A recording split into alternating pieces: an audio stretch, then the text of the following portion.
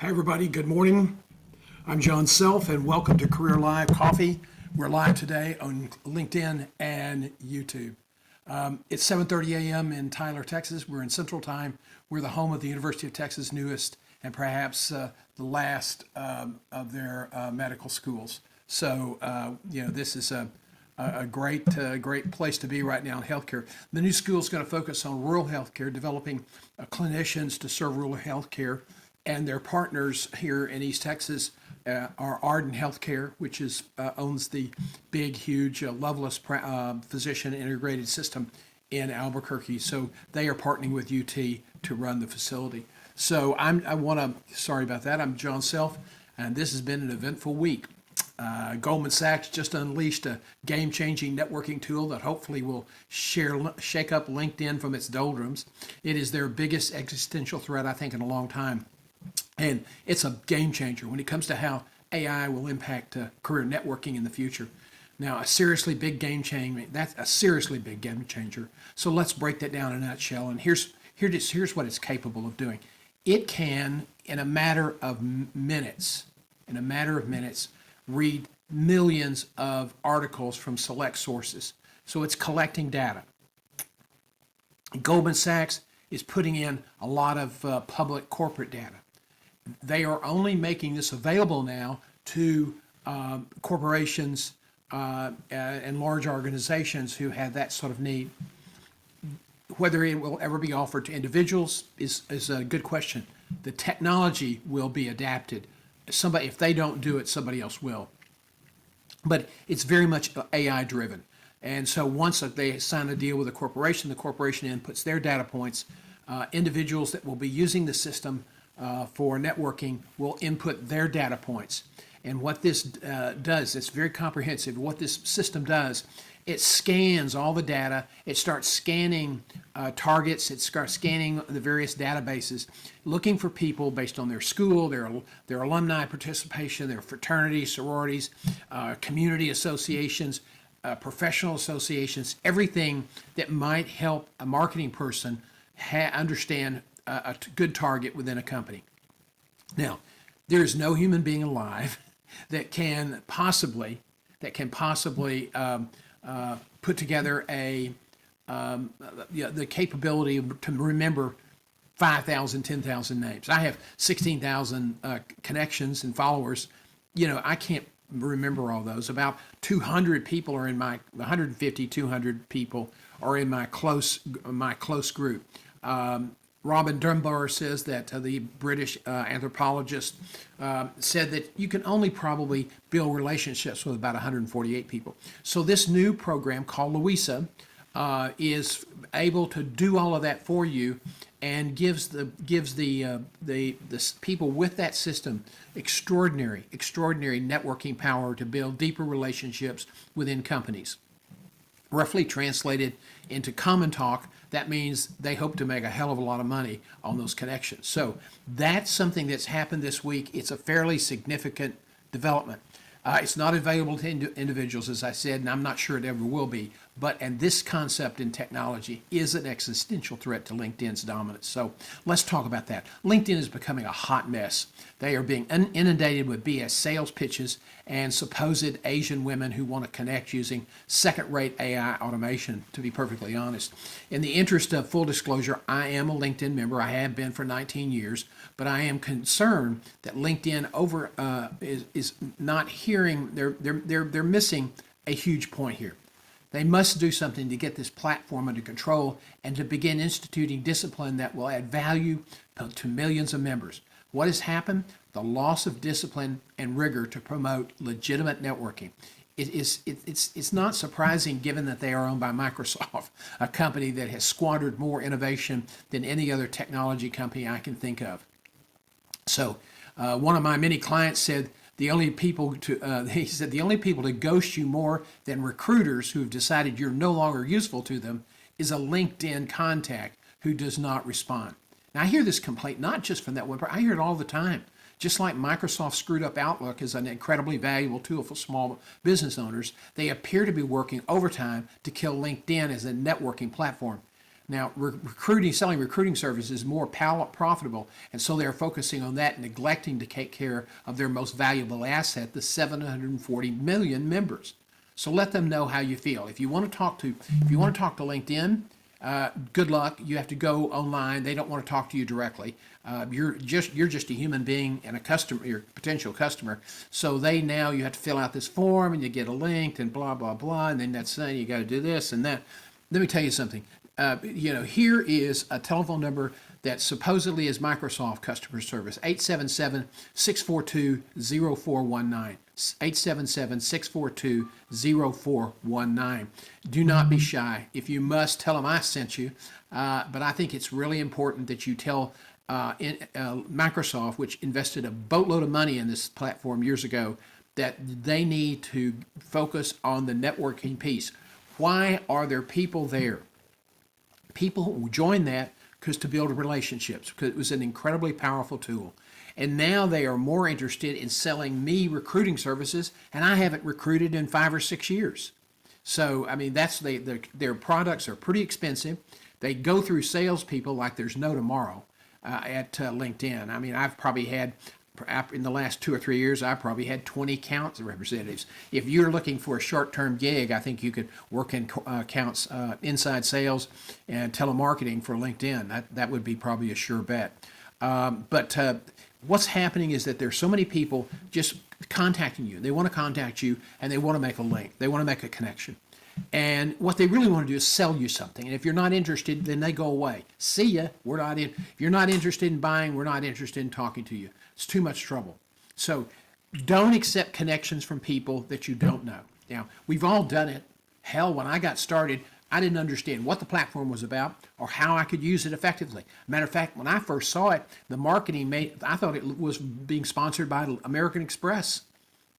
And then I got the message to join because I was a big customer with American Express.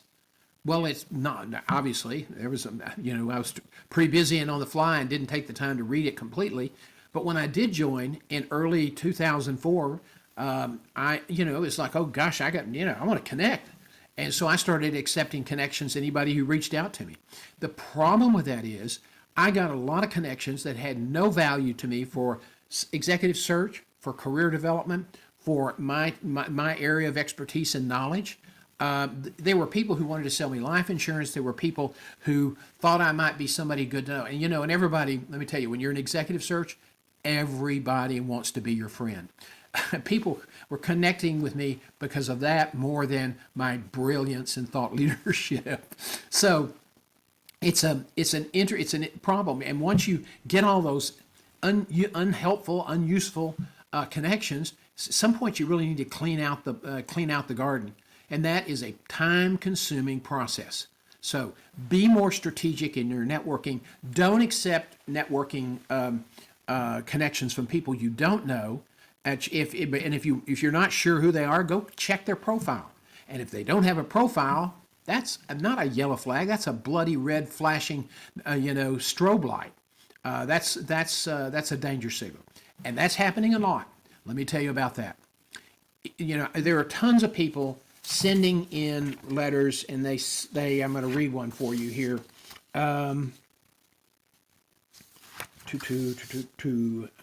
Somebody sent one in the other day. I apologize for this. Okay. There are, and I get 20, 30 of these a week, and sometimes more. They're purportedly, the emails or the in-mails in your LinkedIn inbox are purportedly from women from Hong Kong. And here's a message I received late yesterday afternoon. I did a presentation last night to a group in San Francisco in a virtual event and to a networking group. And this came in just before airtime, and so I shared it with them. Nice to meet you at LinkedIn. I just joined LinkedIn.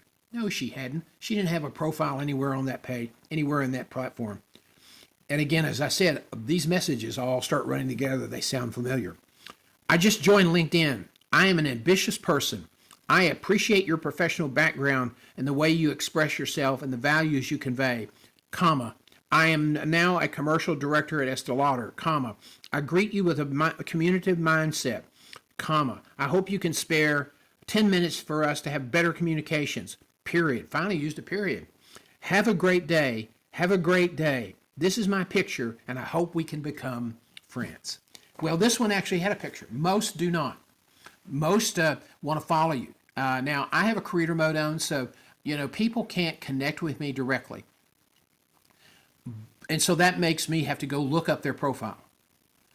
Don't connect with anybody who's not a LinkedIn member on the profile. Check it out. It'll come at the top and it'll say LinkedIn member. But that's hell. They've gotten into the system. I'm not sure, if they've hijacked somebody's account or how they've done it. But if you go look for their name and look for their profile, about 50% of the time they don't even have a profile. So be very, very cautious. My advice sort of tracks along what you do on the dating apps, I am told. Not swipe right, swipe left. And then that's dating app speak for delete. Don't waste your time. You need to be more strategic with your connections. So, and we'll talk about that. I've written several pieces on that on our website at Guiding Your Career, and you can download some of those for free. So when you call, if you got to call Microsoft because LinkedIn's email only. Listen, we're talking about a tool that is potentially valuable for career management. Right now, they seem intent on maximizing their profits and not long-term value. Everybody is there on LinkedIn because it was a networking platform. If networking is going to not going to work on that platform, then the only reason to be there is for the scanners who are out there looking for potential applicants. Well, not everybody wants to, not everybody's in the job market. Not everybody wants to be contacted. And so these new scanners, it doesn't matter whether you're open to new work or not. It's like an executive recruiter, doing their networking, except it's much faster and cheaper. And you're going to get a letter that says, hey, we've got this position. It's located here. Here's a little bit about the position. I got a salary that's in this range or more for people who have experience. Are you interested? And so that's a scanner.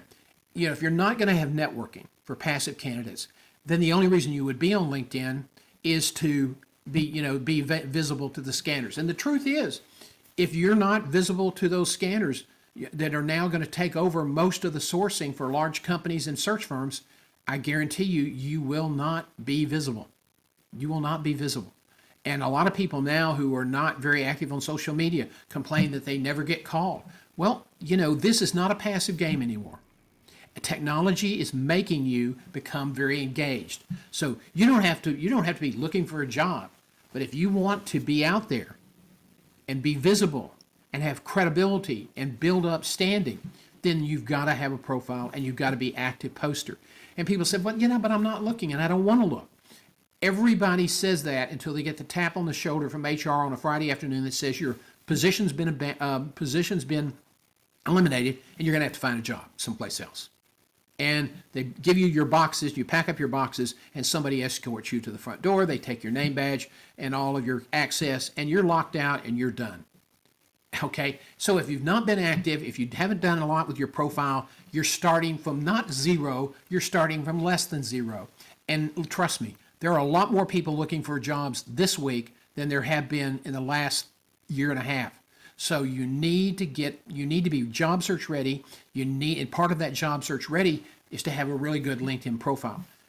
Now, if you're depending on LinkedIn, connections to help you find a job, unfortunately right now, a lot of connections don't follow up unless you've taken that connection and built it into a relationship. And that's really important. And if LinkedIn doesn't help us build out, if they don't help create a more robust platform that begins to use the principles of AI, then somebody else will come along and do it, and LinkedIn will become irrelevant. And let me tell you something. Being professionally irrelevant is not a profitable strategy. So you personally need to be professionally relevant. You need to be up to date, and you need to have the potential to really respond quickly. And to be visible, because you may lose your job. And again, I know a lot of people, every time I speak when people say, not going to happen to me. I've been here 20 years. I'm a valuable member of the team. I was here when we started. They're not going to get rid of me. I have too much institutional history. Yes, you do have a lot of institutional history. Good for you.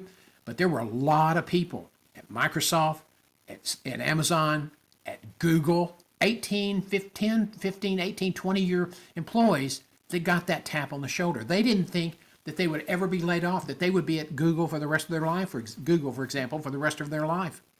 And now they're not. And it can happen to anybody. Unless your name is on the door, unless you control the business, it can happen to you.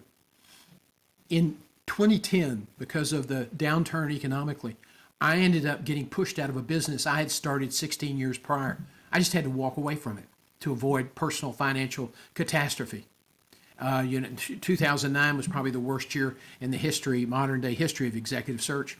And so I had to walk away from a company that I had brought in a partner, and the partner thought he was smarter than me. The truth is, he didn't like my politics, and so he decided just to get rid of me. I wasn't going to be under his thumb. He was a former colonel or lieutenant colonel in the Air Force who wanted to have total control. And, as a founder, that's kind of a challenging position to find yourself in. So I ended up having to walk away from it to avoid any serious financial ramifications. And that's painful. Okay. And I was able to create a new company, and after a big hiccup, we were very, very successful going forward. But, if you don't think it can happen to you, it can. And it may. And usually when it does come, it comes at the worst possible time. So don't take that deal for granted to say, don't need to worry about that. I've been here a long time. They're not going to get rid of me. Oh, trust me, nobody's safe. And if the economy goes south in ways that require additional interest hikes, there will be significant layoffs, because the only way the Fed can slow down the economy is to slow down the job market, slow down companies from borrowing, all of that. I mean, it's just that, unfortunately, that's what they have to do. So let's get to some questions. I had some great questions last night in San Francisco, and I'll share some of those with you. If you have questions, put them in the chat display. And we will be happy to respond to your questions. If you don't want your name used, just put private, and I won't put it on the screen, or I won't mention your name. Here's one from last night that I wanted to share with you. I'm 49. I think I experienced age discrimination for the first time. Is that possible, or am I just imagining things? I thought that wouldn't happen to me until I hit 60. Well, actually, according to the research, age discrimination, you start seeing it at age 45. Age 45, okay? So that's when you start seeing the discriminatory elements, and it may be very subtle. Now, who's controlling all of the recruiting desks now? It's millennials, it's Gen Zs. They are moving in to take over, and it's their time, okay? And you can say, God, help us. Those they don't understand business. They don't understand people like me. So you're going to have to do a better job explaining people like me, okay? And I got the question, how do you prepare? Well, you really prepare by doing a number of things. Number one, keep a career journal so you have an accurate record of all your accomplishments. You think you're going to remember all the important stuff. People don't, and it's terrible. They start trying to build a big, strong case in an interview, and they can't remember some salient, successes from 5 or 6 years ago that might apply specifically to the job they're pursuing. So start keeping a journal. And if you're in the job market, the best advice I can give you is journal gratitude every morning. What do I mean by that? I mean that you write down 2 or 3 things that you're grateful for. That will set your mind in a positive frame for the rest of the day. And when you have the rejection, and you're going to experience a lot of rejection in a job search, that helps you get through the day. Is to go back and look at your notes. What are you thankful for? Okay? It's scary not having a job. You may be living hand to mouth and you don't have any reserves. And once the severance runs out, you're in real trouble. I know. I've been there, scary. I got relieved from a position because I refused to pay the relocation. I refused to relocate to Colorado, and because they wanted me to pay for it myself. I just had a new baby. We bought a house, in Houston, and there was no way I was going to do that. And so, although I'd been key in building up the hospital, the initial hospital air ambulance programs in the United States after Herman, they cut my ties with the company, and I was able to get some consulting gigs to help former clients and potential clients, and so that carried me through until I secured another position. But that took about 3 or 4 months. So it is a lot of things can happen. It can happen to you. You've got to be job search ready. I wasn't at the time, and it really could have really hurt me seriously. But age discrimination starts when you're about 45. You have to be self-aware, and you have to begin telling your story. So keep a journal. You need to be posting 3 or 4 times a week, and then you need to take control of your networking. And we call it strategic networking or networking 3.0. And what is that? Well, that is you decide who you want to connect with based on your career plan. And your career plan highlights organizations and areas where you'd like to work and live in the future. And then you start building networks around those targeted companies. And that may shift and that may change, but that's what you absolutely have to do. And you have to post frequently, because if corporations are using the scanners, the amount of activity you have on the file, both in text and other things, will help you enormously. Here's another question. I want to work until I'm at least 70. I'm in great shape, and I get the job done. I'm 60 years old, and I'm really crushing it. I think I can keep up this pace till at least at the age 70. I work out and take really good care of myself, and most people are surprised when they learn that I'm 60 years old. What can I do? Well, to extend your career, you have to be mindful of a couple of things. If you really need to work because your retirement got hammered or mistakes were made, it doesn't matter. Doesn't matter. If you really need to work till you're 70 to be sure that you're going to have enough money for retirement, then you need to be first concerned about the current economic situation. And what does that mean? You need to hopefully avoid a layoff, but if you can't, you need to be job search ready. That's really, really important.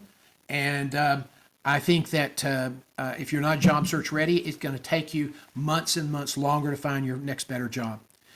You also need to, as I said, journal and start thinking about all your successes and how and your strengths and your weaknesses, and start preparing answers for all of those. And look at those accomplishments you have, and think about what those accomplishments represent. What do I mean by that? If they're looking for somebody who is very strategic and with a record of building large organizations, and you have done that, and then you have 2 or 3 examples of that, those you really want to highlight those, dig into those, and think if you can come up with some stories to highlight, to emphasize your success, to make it real.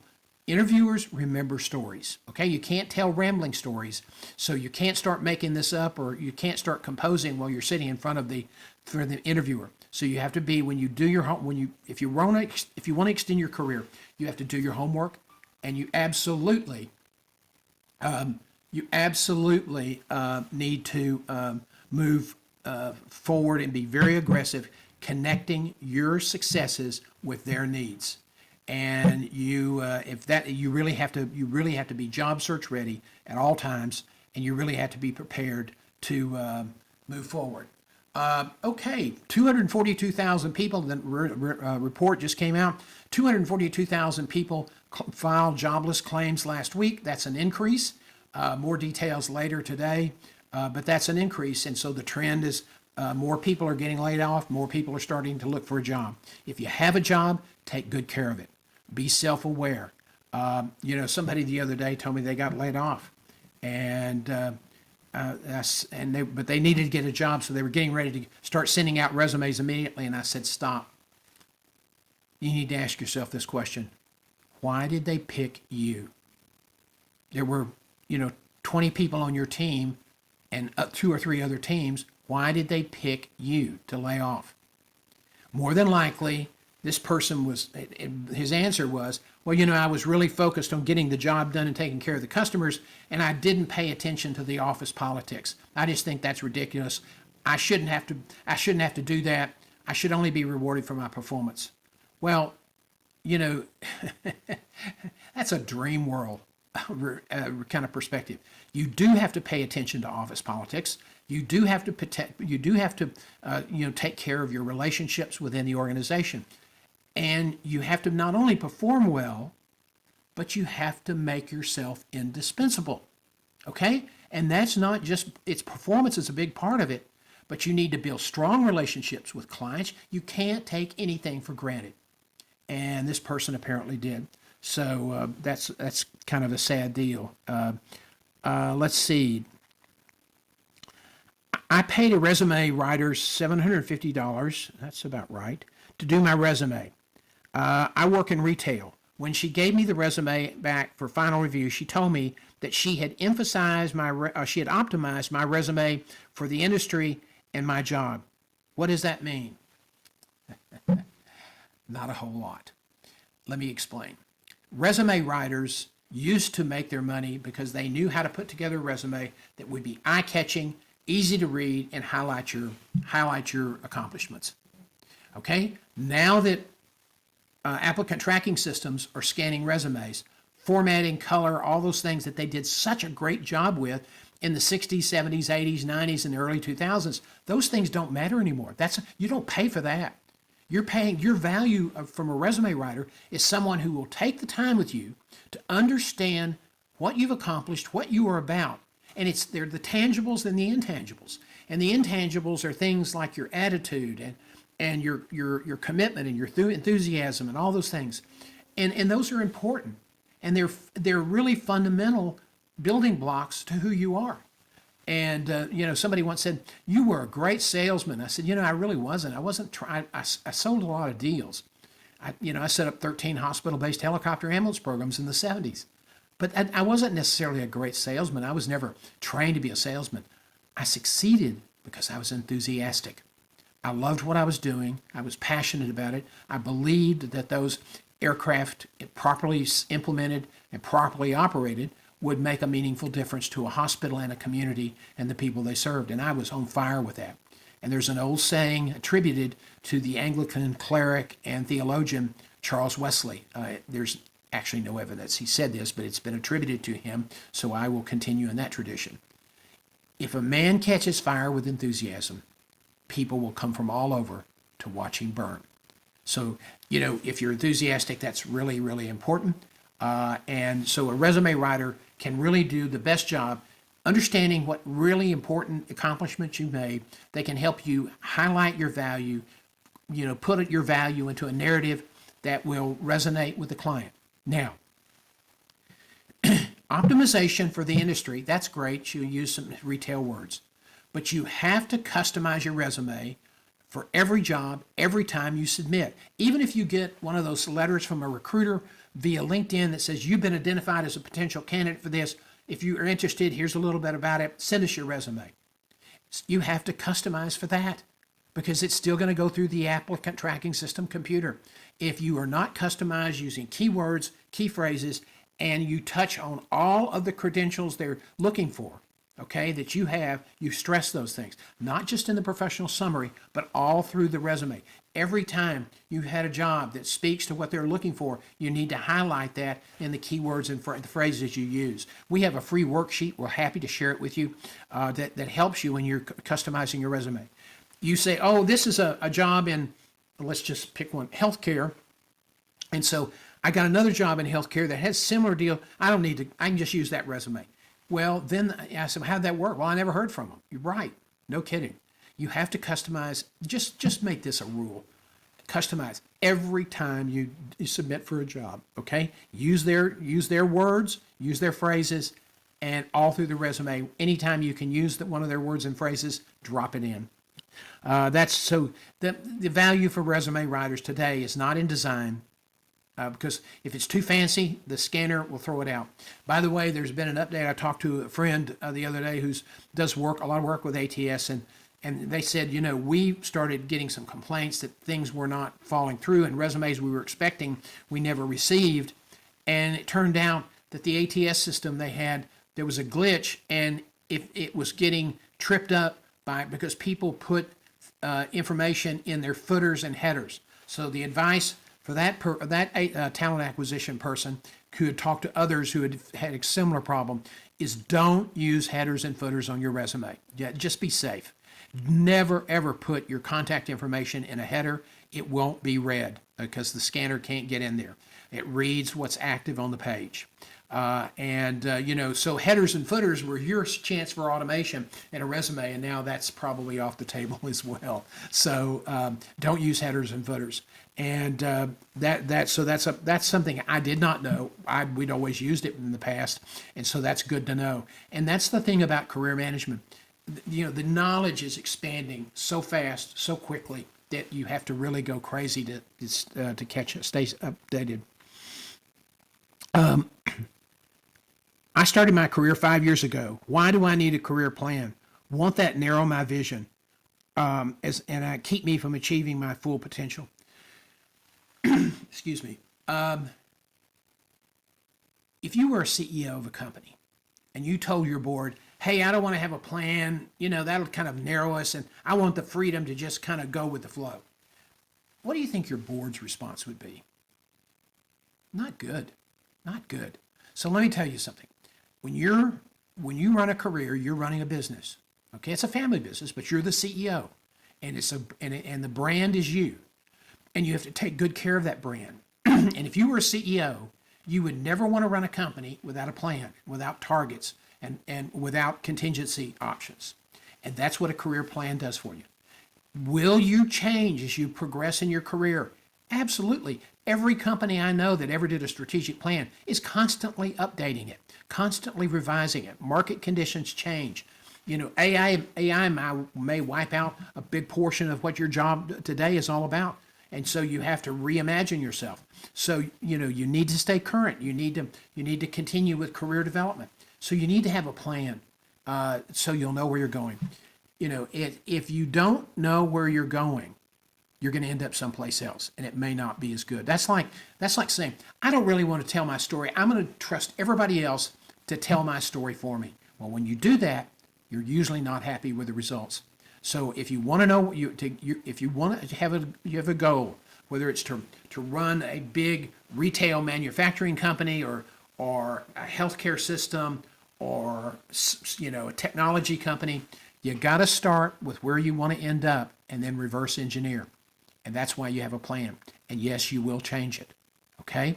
But that's also information that if you're going to end up getting married, it's great information to share with a spouse, because if you want to be a CEO, you're looking at 4 or 5 moves to get to that point. So I think we're over on time today. I appreciate those of you who've joined. We were live today on LinkedIn and YouTube, and we hope to see you back here next week. If you have additional questions, if you want to look at our free content, visit johngself.com. If you have questions, my email is info@johngself.com. I look forward to seeing you next week. Cheers, everybody.